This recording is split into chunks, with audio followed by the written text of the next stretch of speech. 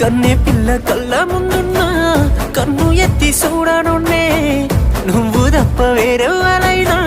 నాకు సొంత సెల్లెలేనే అట్టాంటి నన్ను ఇట్టాగా ఎట్ట మోసం చేసినవే